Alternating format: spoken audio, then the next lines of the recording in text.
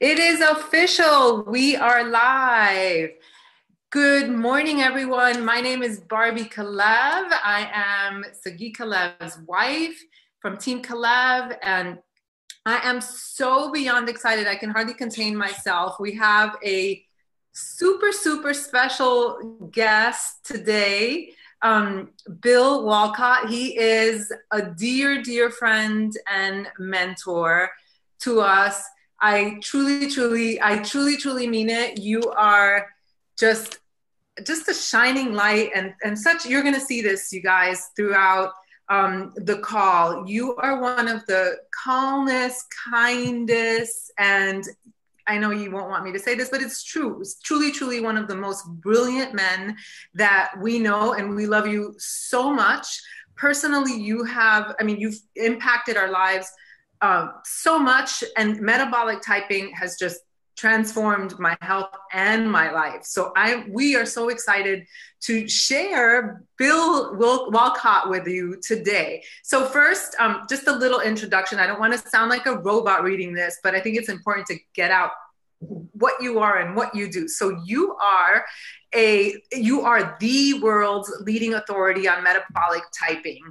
It's a revolutionary dietary technology that enables people to optimize their health and fitness by identifying, this is the catch, or the thing, their own highly individualized nutritional needs and tailoring their diets accordingly. So you are a nutritional expert. You have a very unique background. First of all, metabolic typing has been around for 40 years, but you have over about 30 years of providing technical consulting services to health professionals throughout the United States and Europe, including MDs, nutritionists, naturopaths, and chiropractors. You've developed a computer-based, customized metabolic profiles on hundreds of thousands of patients.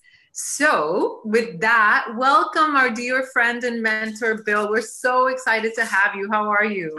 I'm doing great. Thank you so much. And I'm so embarrassed by that introduction. I hope I'm not blushing too much, but a little. Very kind words. But it's really great to be here with you. We're so excited. We've been talking for years, and we've never actually had a face-to-face. So this is the first time that we see each other. It's just so great to meet you. All right, let's get started.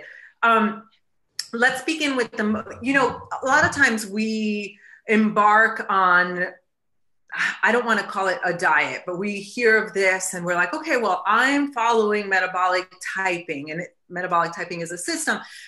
And there are so many people, you've helped hundreds of thousands of people with the metabolic typing program. But can we begin at the very basic question of, first of all, what is a metabolic type and what is metabolic typing? Yeah, sure. So it's such a big topic. It's such a huge thing to talk about. But probably the easiest way to talk about it is to talk about genes. I mean, genes are becoming more and more talked about in the news and in the alternative and orthodox health fields. And it really is a really exciting topic. So everybody knows that we have genes, right? Genes define who we are, defines, what we look like, how tall we are, the color of our hair, color of our eyes, all of those different things. So we've inherited these genetic programs that define us as biological individuals. But that's not where the story ends, because who we really are on a day-to-day basis is how our genes get expressed. So you may have heard the term genotype. Genotype is our genetic type, what we are born with. Our phenotype is how those genes get expressed. Do the good genes turn on, or do they get turned off by things that we do in our life? Or do the bad genes get turned on and give us some health problems? What exactly happens? That's our phenotype. So a metabolic type really is your phenotype. A metabolic type is the genetically inherited strengths and weaknesses that we all have that define us as individuals. So, we all have these different strengths and weaknesses, right? Some people have strong digestion, some people have weak digestion, some people have strong hearts, Other people have weak hearts. But all of those things that define us in terms of these strengths and weaknesses, they're really on every level of the body. So it's not just what we see externally, it's also internally in terms of the size of our organs and the shapes of our organs. You know, everybody thinks that a stomach looks a certain way, but actually stomachs have all different types of shapes and sizes. Everybody thinks the heart's on the left. That's not true for everybody. Some people it's in the center, some people it's on the right. I didn't know So that. this genetic individuality on every level. So not only is it in terms of the organs and glands, in terms of their sizes and shapes, but also in terms of how they function, how efficient they are. And if you go even deeper into the body, into the tissues, and then into the cells, we also differ on all of those levels as well. And the important thing is that these genetic differences also extend to the kinds of foods and nutrients that are good for us and that are bad for us. And again, that's kind of common knowledge, and yet we don't really think in those terms. The whole universe seems to think about, well, what's the right diet? You know, what's the healthy diet for everybody? But the interesting thing is that there's no such thing. There's no one diet that's right for everybody. Why? Because of your metabolic type. Your metabolic type is unique to you. So not only do you have these genetically inherited strengths and weaknesses in terms of how you function, but you also have genetically inherited bases for what foods and nutrients are right for you. So the result is that the foods and the nutrients which might give you energy and give you strength and stamina and well-being and cause you to lose weight or have, you know, your perfect ideal genetic weight, those same foods are going to do the opposite to me. They're going to make me gain weight. They're going to cause me to lose energy. They're going to make me depressed. They're going to have all kinds of negative effects. Why? Because of our genes. Our genes dictate what is right and what is wrong. So that's what a metabolic type is. A metabolic type is your unique, individual, genetically inherited strengths and weaknesses that define how foods and nutrients affect you. And that's the interesting thing. It's not, it's not what somebody says in a book. It's not what somebody says in a webinar on the internet. It's not what your friend says is really a good diet or good nutrients for you. It's not what works for your sibling. It's not what works for your wife or your husband. It's what works for you. And you are unique. Every single person is totally unique. And we know that, right? We know that, yeah, right. Mm-hmm. So why do we think that there's one diet for everybody? It's crazy. So that said, and there are some people that have done metabolic typing who are listening to this, and then some people that have not, but they've heard of it perhaps. Mm-hmm. So what is metabolic typing, the system? Yeah. Well, it's just the systematic, testable, repeatable, verifiable means of identifying your metabolic type.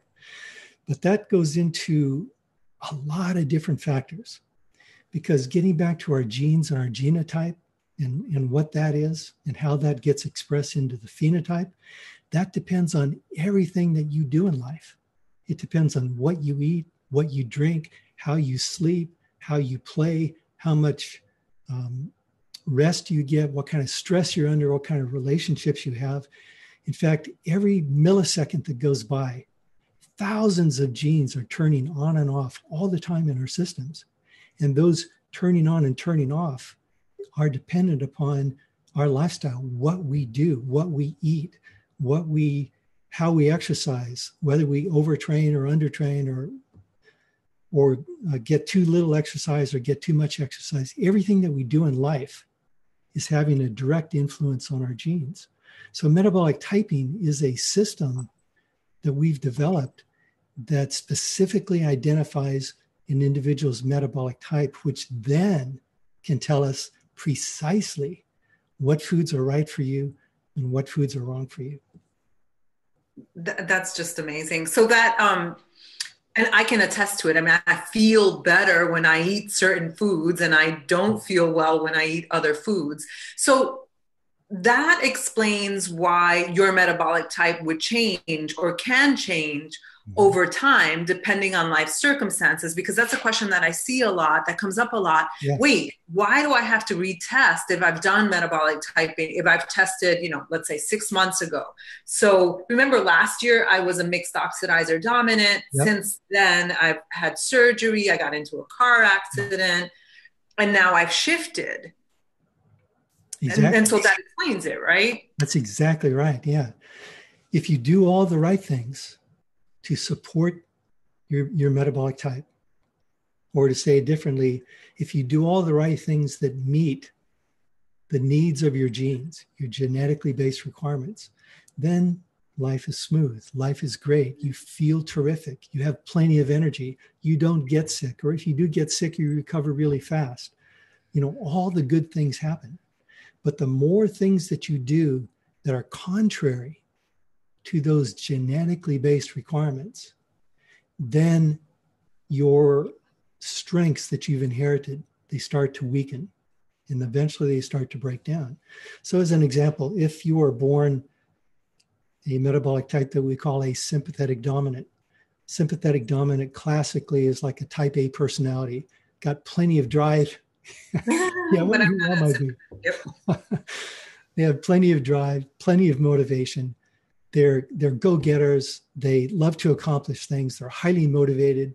They have strong adrenals. They have strong thyroid function. They have all kinds of good qualities that help them be very energetic in life.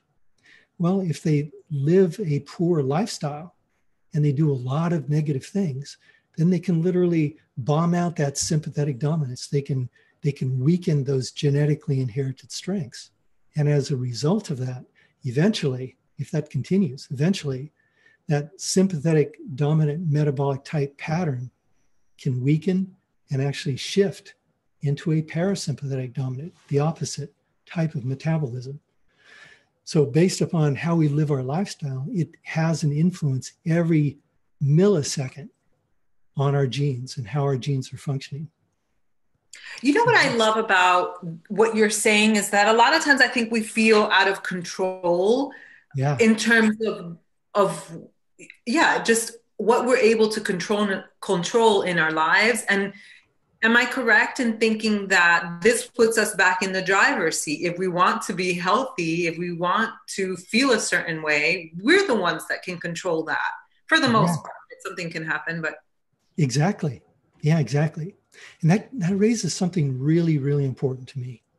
And that is, I want everybody to know that listens to this, that hears about metabolic typing. I want everybody to know that they are genetically designed to be perfect, to have abundant energy, to have stable moods, to not, have cravings and hunger all the time, to not gain weight, or to not lose weight when you don't want to. I mean, your body is designed to be perfect. The only reason it's not is one of two things. Number one, either you are not giving your body all the things that it needs. I mean, it's like your genes are sitting there saying, all right, now I need this, and this in order to function. If you give that to me, everything's great.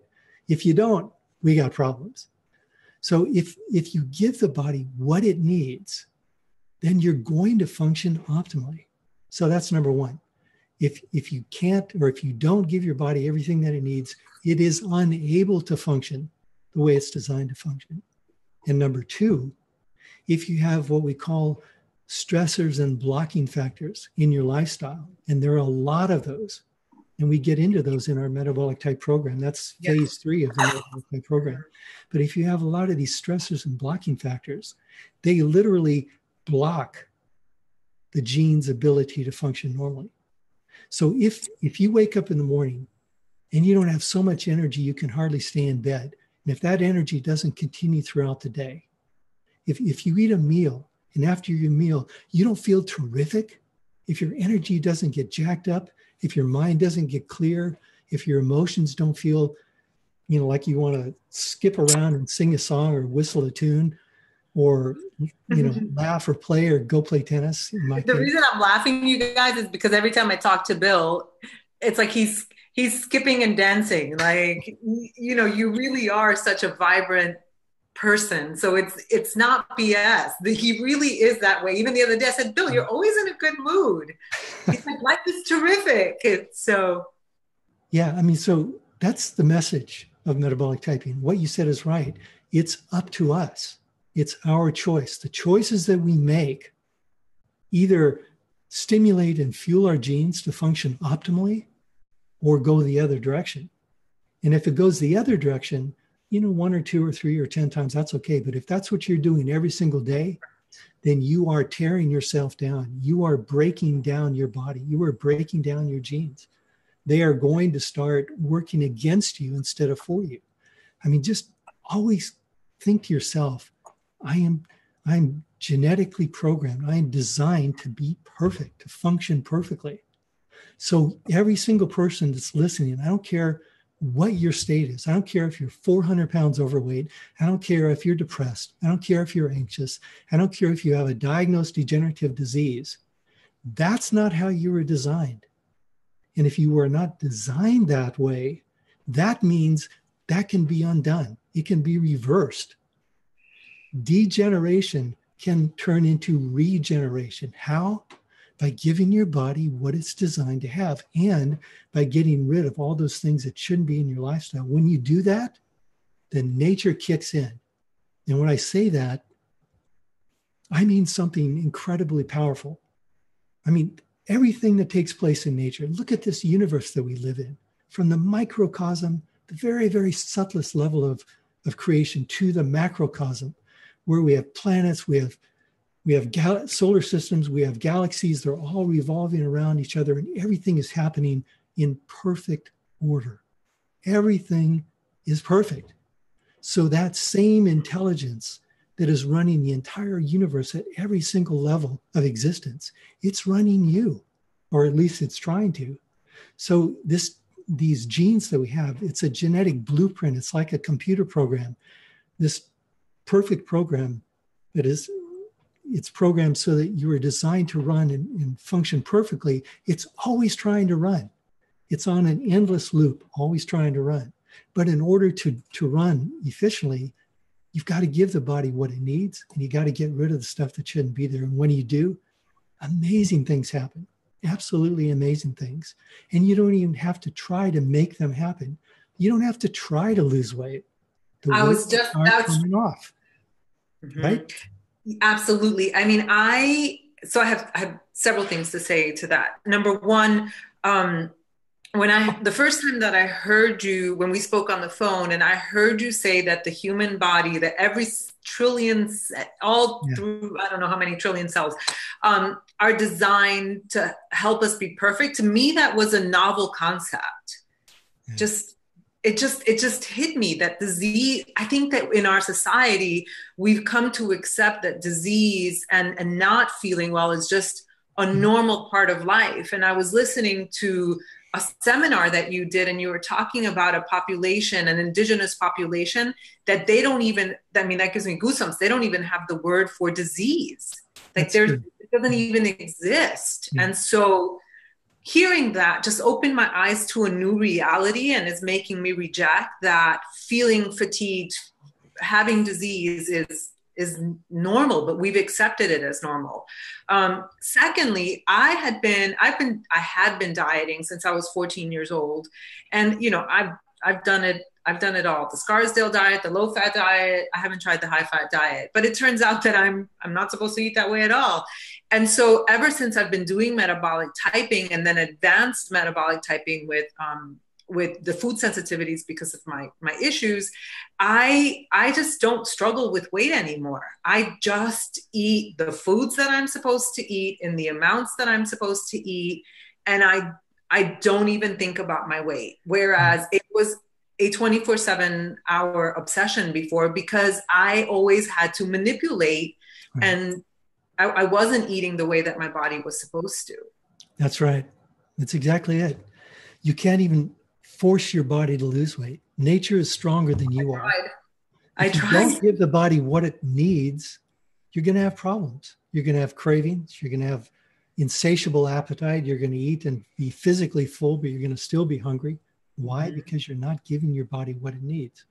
And when we talk about that, when we say you're not giving your body what it needs, we're actually talking about cellular metabolism. You mentioned the cells in the body. That's another mind-blowing element of the human body. Human body has somewhere between 70 and 100 trillion cells. That's a number that we say, oh, yeah, that's a big number.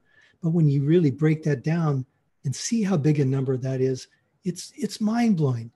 Like if I had a stopwatch and I clicked it and we went to 100 trillion seconds into the future, do you know what day it would be? Do you know how long into the future that would be? No.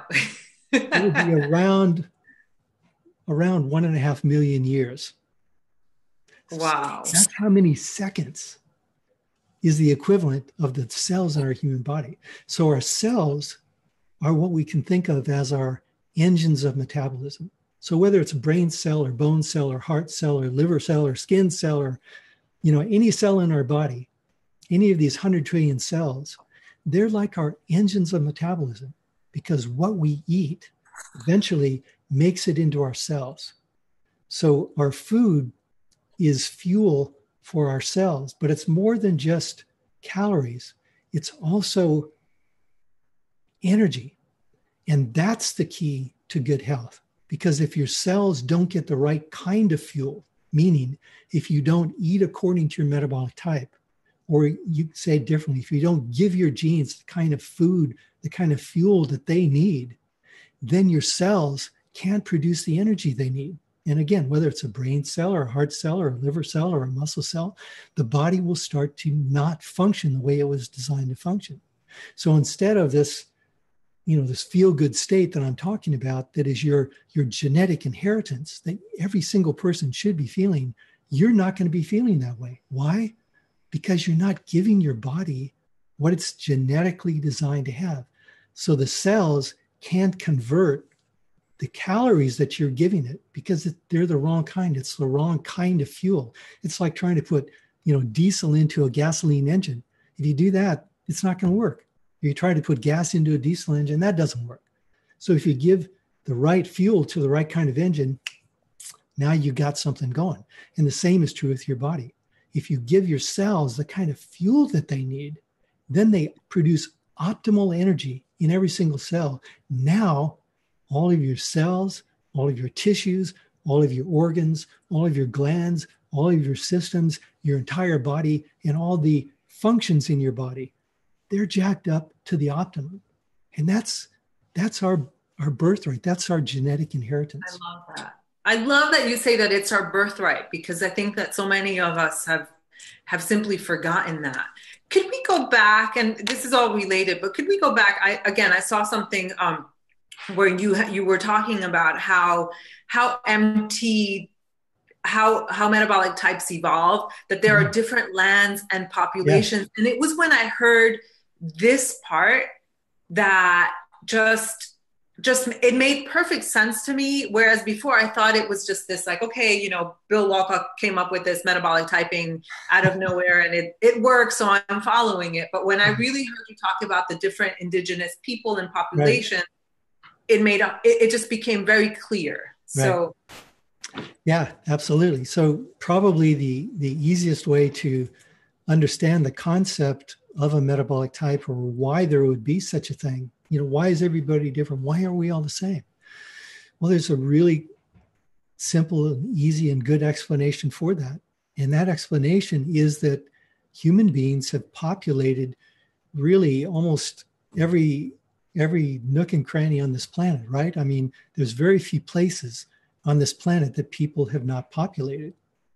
And what happened when different groups of people moved to different locations on the globe, then evolutionary forces of adaptation, natural selection, genetic mutation, and survival of the fittest, these evolutionary forces kind of took over, so to speak. And what happened as a result is that those human beings whose genes were suited to the geography, to the climate, and the foods that were naturally available in those localities, those human beings thrived. And those who had genes whose cells couldn't accept the kinds of foods that were naturally available and convert it into optimal energy and thereby optimal function, those people couldn't really produce offspring. They were barren. They didn't survive. Their bloodlines really just didn't survive.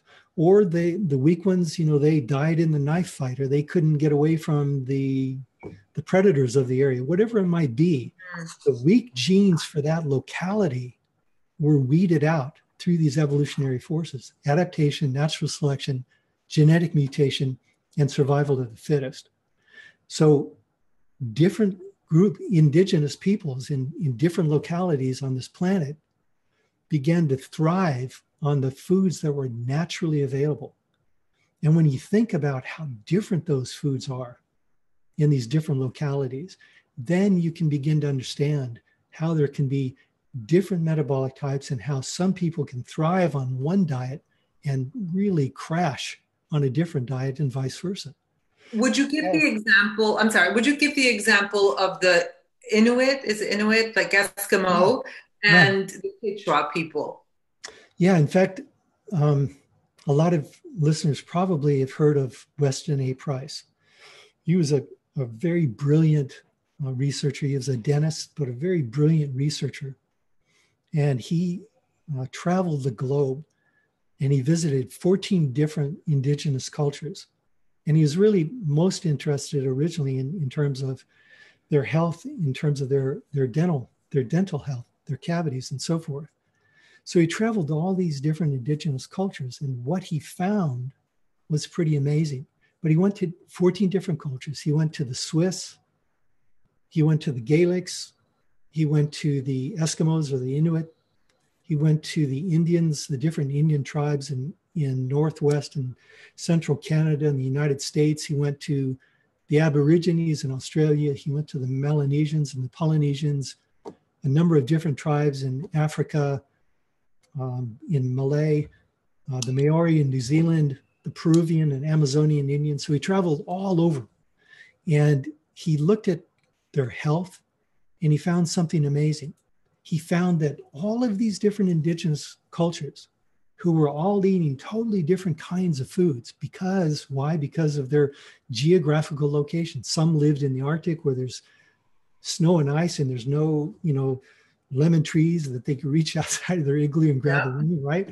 So, the people in those areas lived on all protein and fat and literally almost no carbohydrates at all, no fruits, no vegetables, no grains. There's very little fruits, but like blueberries that they had, but very little fruits to speak of, very little carbohydrates. And then you look at other tribes that were living on very high carbohydrate diets, very little protein and fat. So two totally polar opposites, and then everything in between. And what he found, though, was all these indigenous peoples in all the different parts of the globe, they all were perfectly healthy. They had perfect teeth. They didn't get cavities. They didn't get emotional problems, like depression and anxiety. Depression, anxiety, right. And it, it's mind-blowing. These indigenous cultures, all of them, they didn't have degenerative diseases. And degenerative diseases are what plague modern society. The degenerative diseases are the ones that are not infectious. So everything that's not an infection, that is a disease, that's a heart disease and cancer, diabetes, heart disease, arthritis, ALS, MS, all the neurodegenerative diseases, all of the autoimmune diseases. None of these indigenous cultures had degenerative disease. And yet for us, that's over 90% of the kinds of illnesses that we're plagued with. So that's a huge, huge difference. Mm-hmm. So the extraordinary thing about his work, though, is that he also found that that these different cultures had such totally different foods. The Swiss, for example, Right.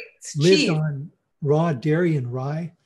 The Gaelic people lived on seafoods and oats, but they didn't have dairy. The Inuits, as I mentioned, were all animal food. The Bantu lived on beans, and squash, and corn, and millet, vegetables, and fruit, totally different. So all of these different types of diets, and yet they all were perfectly healthy. So that's a living example of different metabolic types. And this is why there never can be and there never will be one diet that is a healthy diet that's right for everybody. So do you want to know what your healthy diet is? Do you want to know what kind of diet will give you health and energy?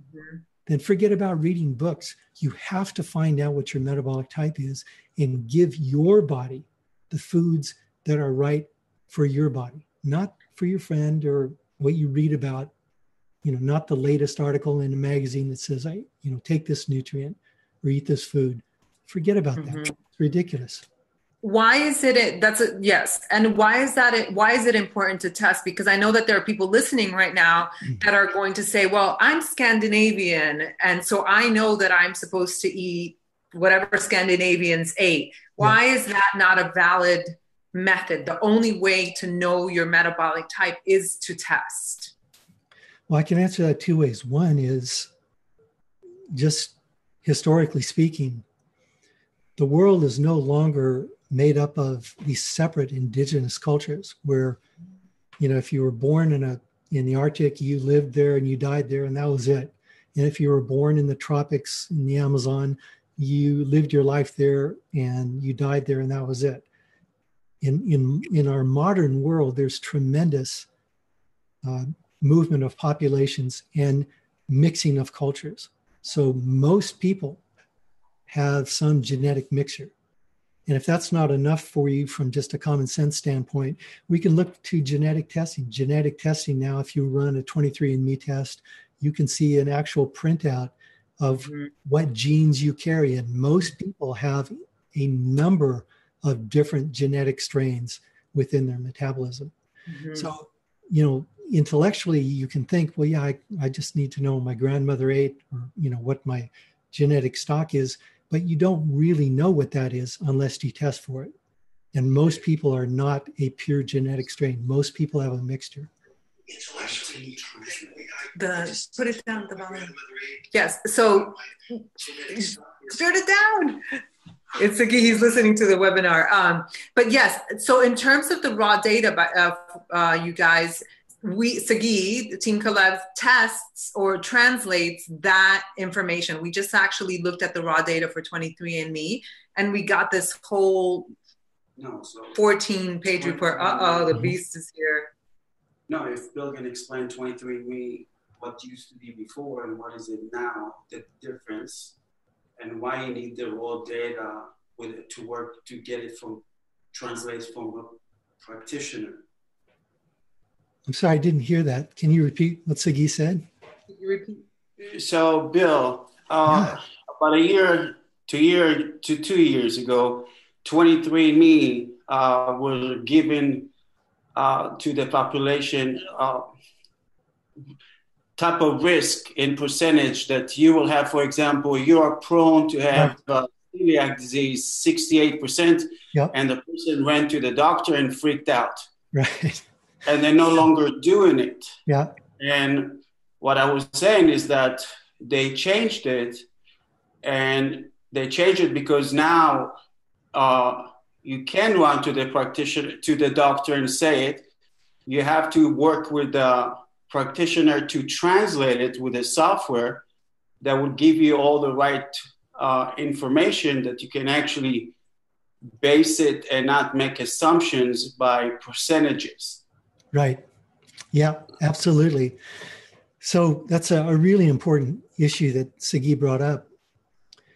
First of all, people need to understand something really, really important about genes and about genetic testing. What your genes are, that's your genetic type. That's like, think of it in terms of, that's like sheet music.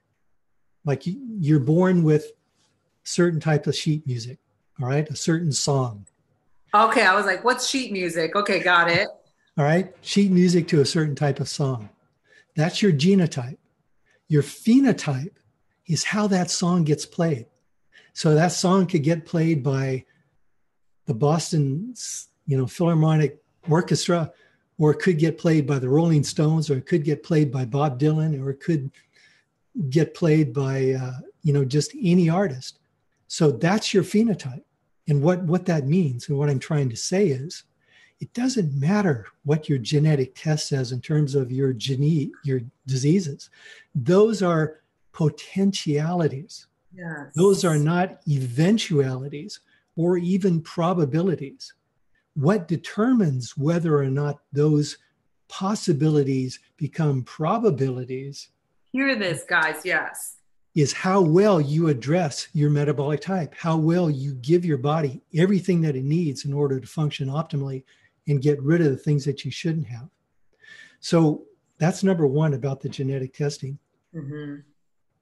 I don't know if that answered Yes. the question or not, but it's really important to know that you are in control of your genes, in control of your gene expression. And that gives you so much hope too. I mean, one of the things that when I did a blood test and I had a very high RF factor, and the doctor, I was referred to a rheumatologist, and the doctor handed me 3 prescriptions for, arthritis. And Sagi said, heck no, if your gene gets turned on, it can be turned off. Exactly. And so, right. And so we actually did some advanced metabolic typing testing. We did the MRT. It turned out that I had all these food sensitivities. And I honestly thought that I had MS. I mean, I was in that much, my bones were aching. I felt horrible. And after a month and a half, it was an autoimmune condition, right? And then after a month and a half of staying away from the foods that were not good for me, my pain completely disappeared. And the prescriptions that I was given, I never had to touch. Yeah. Exactly. So, Bill, would you talk about something that we hear a lot is I don't, I only get my nutrients from food. So I think that you've covered it well, that there is no, you've called it magic food, right? Broccoli is not right for everyone. Asparagus is not, it's a healthy food, but there actually is no such thing as a magic food. But there are an example, Sagi just did some testing. It turns out that he's reactive to chicken, and we've been eating chicken all day, every day. And so can you talk about supplementation? Because there's so many people that say, oh, no, I don't do supplements. I get all my nutrients from food. Right. Yeah, that's a great question. And it's really important to understand it. So we've already talked about, you have a metabolic type, you have genetic inheritance, genes dictate the nutrients that are right for you, the quantity of nutrients that you need in order to function optimally. So that's clear. However, what is not so clear is, why can't you just eat the food that is right for your type and be healthy? You might be able to do that, but the chances these days of you doing that are not so great. And here's why.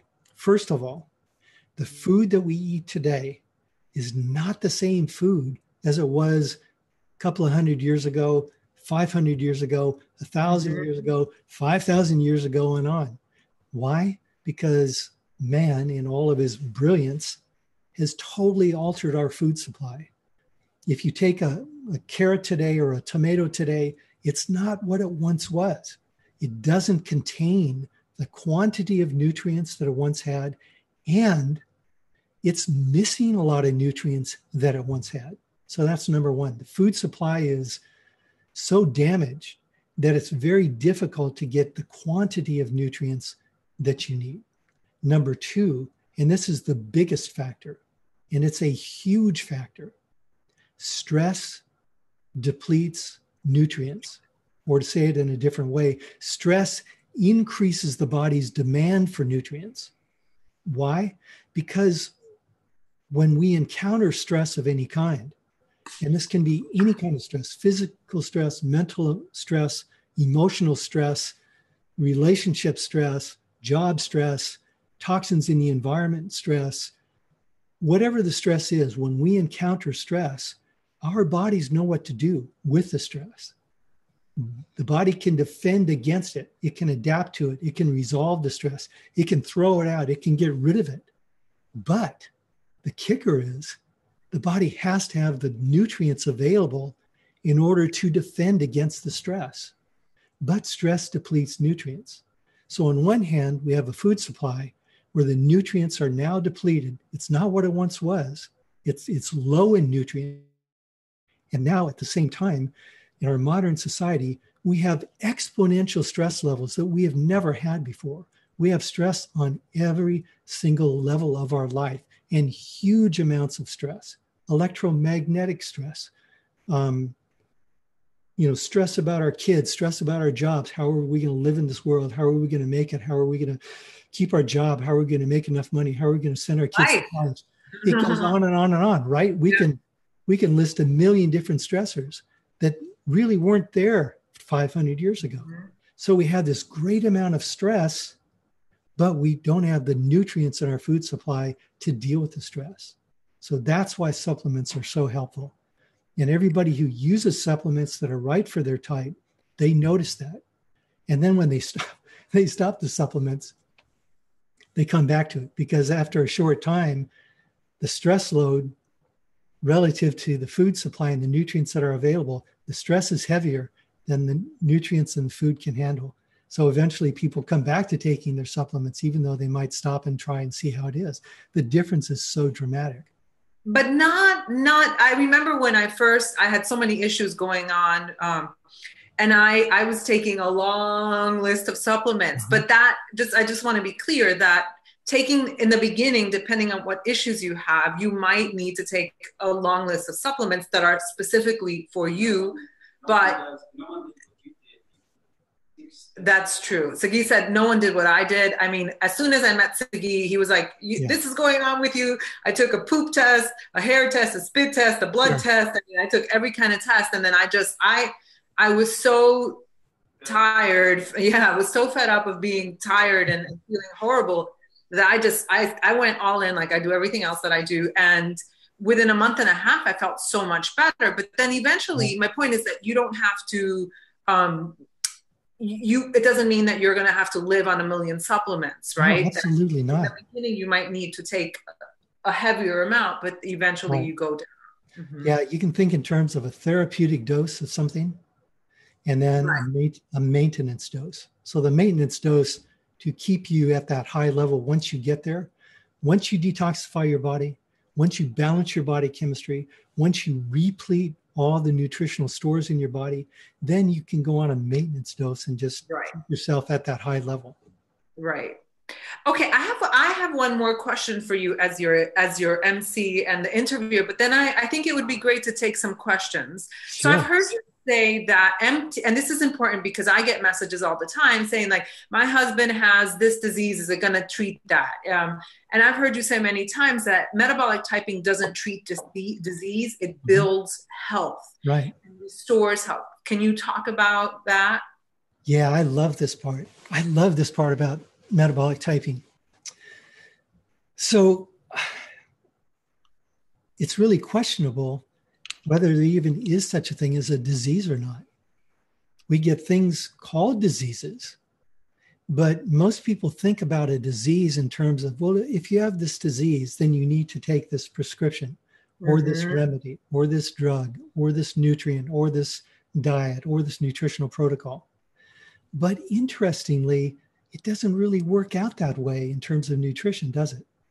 Because remember, if somebody's overweight and they eat a particular diet to lose weight, that person might lose weight, but the next person gains weight on that diet.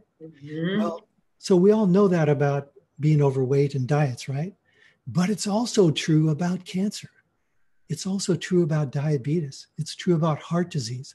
It's true about ALS. It's true about every degenerative disease that you can mention.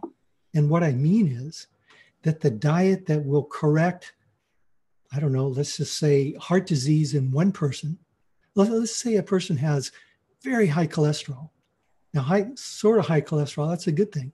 But if it's real super high and it's just a symptom of heart disease, a certain nutrient protocol will lower that cholesterol and resolve that heart disease. But if you give that same protocol to somebody else with the same problem, their cholesterol will go up. It won't come down. The heart disease will get worse, not better. Mm-hmm. So what we discovered in working with metabolic typing is that we truly treat the person who has the disease, not the disease that has the person. He always says that, yeah. Truly address the metabolic type. So what happens is one person who has heart disease, who is a fast oxidizer, they're going to eat like an Eskimo. They're going to eat high protein, high fat, no carbohydrate, or very low carbohydrate, I should say, relatively speaking. And their cholesterol is going to come down. Their heart disease is going to disappear. We didn't treat heart disease. We treated their metabolic type. This person, who's a different metabolic type, who's a slow oxidizer, they eat low fat, low protein, high carbohydrate, and guess what happens? Their cholesterol comes down. Their heart disease goes away. Mm-hmm. So we didn't treat the condition. We treated the person, meaning the metabolic type, meaning the imbalances in that person's biochemistry. The diet that we gave them was not a heart disease diet. It was the metabolic type diet, the diet that met the genetically based requirements of their body so that that power of nature to function perfectly gets unleashed. It's like, unchaining this power of nature that you have within you to be perfect. And so we find that this is true for every condition. We never treat a condition, we treat the person. This is so different from what is it called, allopathic medicine? Right. Or allopathic nutrition. Yes. So many alternative practitioners are still stuck in this allopathic model of giving a symptom or giving a nutrient for a condition. That's right. a long way to go. Right. I understand that. And that's why it works for some and it doesn't work for others. Yes. Okay. It is 11:48 and I say that we take some questions. So we're going to try, let's try to be like boom, boom, boom about it. Okay. So as short as possible with the answers. I know it's hard, right? So yeah, laser focused. All right. So this has been fascinating and I'm sure we could talk forever. So one of the questions that someone asked, they didn't actually ask it, but I think it's important to address it, is that they think that you're talking about the blood type diet. And I know that that's not what metabolic typing is. So I have two questions for you in that is, why isn't blood work a good determinant of what you should be eating? And how is a questionnaire, because that's what we're using for metabolic typing assessment, how is a questionnaire able to determine determine your metabolic type? Right, sure. So the blood type diet is absolutely not metabolic typing. Your blood type is a static factor in your blood. It doesn't change. Your metabolic type is based upon the type of metabolism you have, how food and nutrients are converted to energy within the cells of your body, and also how they affect the autonomic nervous system. So that has nothing to do with blood type. Blood type is absolutely invalid. I can tell you from 20 years experience of using blood type along with metabolic typing, running blood types on people, comparing it to their metabolic types, that there are just as many vegetarian type O's as there are carnivore type O's. There are just as many vegetarian blood type A's as there are carnivore type A's. It just doesn't pan out. And then what's the second part of your question? Oh, well, the questionnaire. Why a questionnaire? Yeah. But I understand the question. Yes. And then but blood work does have its role. So for example, for the food sensitivities test, which is called MRT, sure. that is valid. And that's is the way to test. Yeah, because that test is testing immune factors in your system and how your body is having an immune reaction to a food. Right. But MRT does not tell you your metabolic type. It doesn't tell you how your cells are functioning, how your cells convert nutrients, how your autonomic nervous system is functioning relative to the food you eat, all those different factors. So the questionnaire how does a questionnaire work, or why do we use a questionnaire and not blood? Simply because blood cannot tell us that information that I just mentioned. A metabolic type is your overall metabolic style of functioning, how your body converts foods and nutrients to energy, how your body or how foods impact your autonomic nervous system.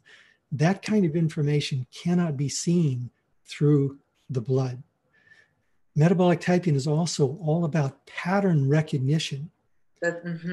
You know, on one hand, it's true that there are as many metabolic types as there are people, as there are individuals. So we're all unique. But at the same time, there are certain patterns of metabolism that define the metabolic type. And that's what we are looking for in the questionnaire. Because all of the questions in the questionnaire, do you remember at the very beginning, I spoke about genes and how our genetic inheritance, we've inherited all the different strengths and weaknesses in our metabolism. Well, those genetically inherited strengths and weaknesses are expressed through our gene expression in our phenotype or in our metabolic type. That's what the questionnaire is.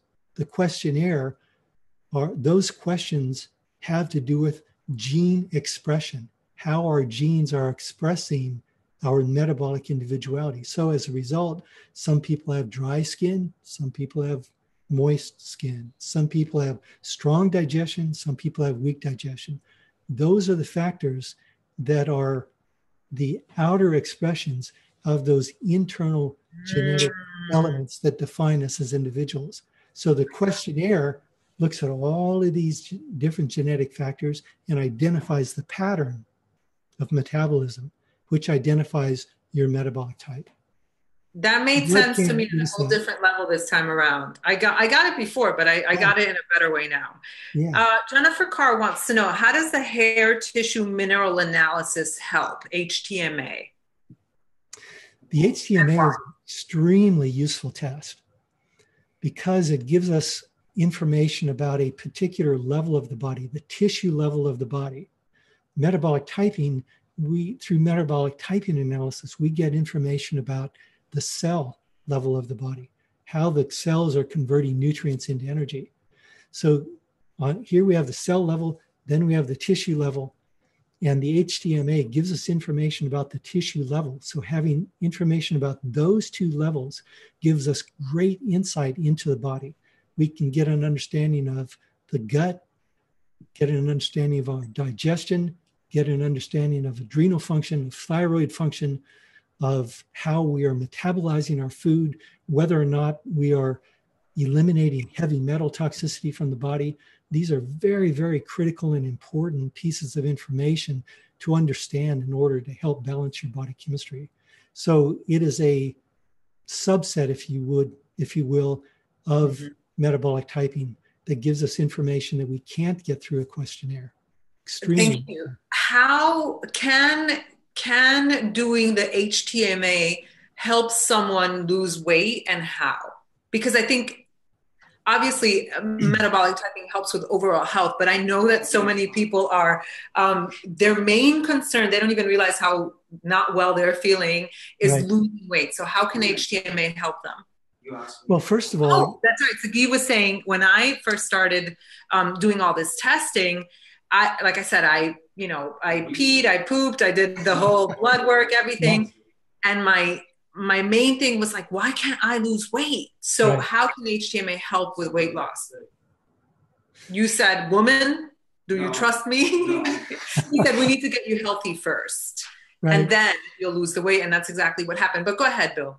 Yeah, and that is the answer. It has to do with how do you become healthy? Because weight issues, the majority of them have to do with your food. That's true. But there's a huge percentage that doesn't have to do just with your food at all. It has to do with all these other factors. Remember, I said that in order to be healthy, you need two things. You need to do the right things, the right foods, the right amount of water, the right sleep, all the good things. And you got to get rid of the bad things. You got to get rid of the heavy metals, for example. If you have heavy metal toxicity, you likely are not going to lose weight until the heavy metals are detoxified from your body. So there are many other factors that come into play that turn on and turn off your genes. turn on the genes that help you lose weight or turn off the genes that help you lose weight. So that's what we address in metabolic typing. That's what we address in our program. We address all these different factors so that your body begins to move very steadily and very directly, step by step. It starts moving towards a greater state of health and well-being. And as you move along that process, the weight just falls off at the right point. Think of it this way. Here's a really quick analogy. And I know you want short answers, but I got to give this. This is necessary. Think of health as a stairway, like a stairway to health, right? At the top is optimal health. And different people will be at different levels of that stairway. So if you've got a weight problem, maybe you are one step away from the top. Maybe all it is just you're eating the wrong foods for your metabolic type. Mm-hmm. So you start eating right for your metabolic type. Wow, 3 days, you're going, wow, the weight is just falling off. How can that be? Well, it's because that was your main causal factor for your weight problem. But maybe somebody else is 20 steps down and they're overweight, but they also have blood sugar dysregulation. They've also got chemical toxicity. They've got heavy metal toxicity. They might have structural stress. Maybe they've got metal in their mouth from cavities and fillings that are disrupting their meridians in their body, which are connected to their organs, which are disallowing normal function. There are hundreds of reasons that can come into play. So if you're 20 steps away, you're not going to lose weight until those particular factors that are keeping you from the top level are starting to get resolved. And once all of those start to get resolved, then your weight will come off. So what we know 100%, absolutely, positively, 100%, if you balance your body chemistry, if you detoxify your body, if you give your body everything it needs, if you get rid of the wrong things, your health is going to increase and your weight is going to normalize. It's just a question of how many steps you are away from the top and at what point that happens for you. Yes, I think this is a good closing question, and I guess it's a little bit big because I also see, as you said, there are some people that embark on this metabolic typing journey, and within 3 days, they lose 4 pounds. In a month, they're just feeling amazing. No more crashes, no more fatigue. They lost their fat, no more migraines, and you see those cases. And so that's what you just said. But then there are other people that say, well, MT doesn't work because I can't lose the weight. So what do you recommend for that person who is doing the diet check record, who is eating all the right foods? With Team Kalev, everyone, you have email support that is included in whatever it is that you buy. And what? Yeah, the diet. Yes. Okay. So that's a separate question, but it's important to address. Why is the diet check record important and how it's extremely important? So why is that important? But then also there are those people that say that let's give them the benefit of the doubt. They are doing their diet check record. They're eating all the right foods in the right amounts, but they're not losing weight. So at what point do they pursue other testing such as HTMA, MRT? At what point do they seek an advisor? I think I'm just going to say what I want to say. I think sometimes that people think that people just want to make money, whether it's the team or or another practitioner. But I'm living proof that I needed to do MRT, hair analysis, poop tests, stool tests, all this stuff in order to get healthy. So it's not a question of, making my practitioner rich. It was just a question of me regaining my health. Right. Yeah. I mean, the answer to the question was contained within your question. Yeah. I mean, you already gave the answer, which is that if diet alone is not the causal factor of your weight problem, then doing just the diet is not going to solve your weight problem. You have to address the other factors. So I would recommend that, first of all, people follow the process, do the program the way we've laid it out. I've had over 40 years experience in working with this, and I wouldn't still be doing this if it didn't work after 40 years. I can guarantee you that. So follow the process. And that means start with the diet, then get with the supplements, then do phase 3. And that's extremely important. It's just as important as the diet, which is addressing all of the different stressors and blocking factors. And then as necessary, go on to further testing if we need to look deeper into your metabolism to find those causal factors. But until you finished phase 3, you probably what are the different stressors, the blocking factors and stressors? I know you said it a little bit earlier, but sorry, didn't hear you. I'm sorry. What are some of the different blocking factors and stressors? They're all the negative things that we have in our lifestyle that can influence metabolism. So these are things like heavy metal toxicity. It's things like chemical toxicity, the different products that you use in your home to clean the home. It's different body products that you put on your body, everything that you put on your body, that you put into your body, in your environment that you breathe. The food that you're eating, if you're eating processed food, you've got to cut it out. You've got to eat food that is what your body is designed to utilize, which is whole natural food. If it's packaged food, if it has chemicals in it, got to get that out. You could be reactive to one chemical in a food that you're eating, and it could give you arthritis. I had a client who was that way. This client was in a wheelchair with rheumatoid arthritis. And it turned out that she was reactive to honey. And she tried absolutely everything. But when she got rid of the honey, rheumatoid arthritis disappeared. She got. Oh wait, I'm like, that's amazing. That's what happened to me. That was it. So this is the example of what I'm saying about blocking factors and stressors. Yeah. We have to systematically go through your lifestyle and eliminate these factors from your lifestyle that should not be there, that are not part of your genes. Your genes don't know what to do with these things. So it's blocking your genetic function. So this program will build health in you 100% of the time, but you have to go through the steps. Diet is the most important thing that you can do, but it's step 1. Then you have to go to step 2, step 3, step 4. Trust that process and trust your body. Believe and understand that your body is designed to be perfect. It knows how to be perfect, and it knows how to be healthy. And metabolic typing will help unleash that innate quality that you have in every single person.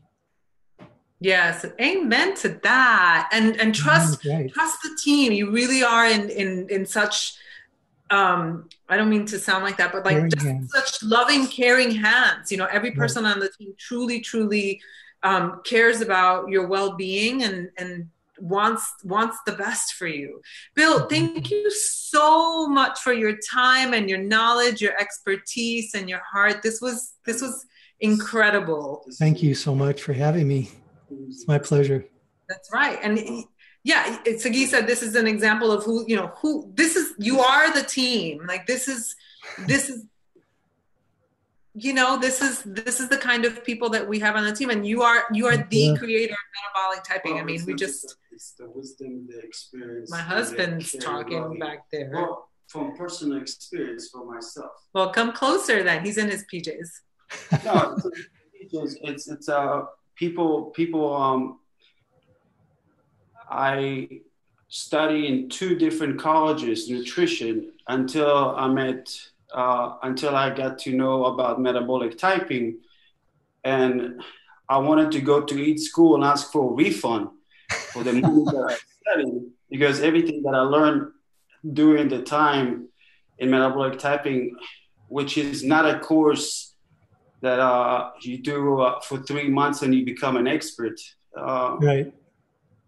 There's different levels, and you have to know nutrition before you even get to it. It's hard, but it's not that it was hard. It was just they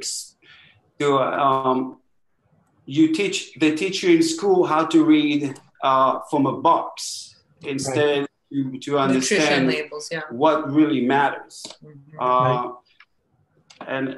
So just to change the mindset that we don't treat diseases, we treat the person. Right. And we have to listen to what they're saying, because what they're saying is giving us so much clues more than anything else. That's right. That is right. Okay. Exactly. Team Kalev. Thank you, everyone. Thanks, everyone. Bill, thanks everyone for listening in, and feel free to write questions within the group. I'm going to put this on YouTube and then we can share with the world. Thank you again, Bill. Have a wonderful day, everyone. And see you next week. Yes. Bye for now.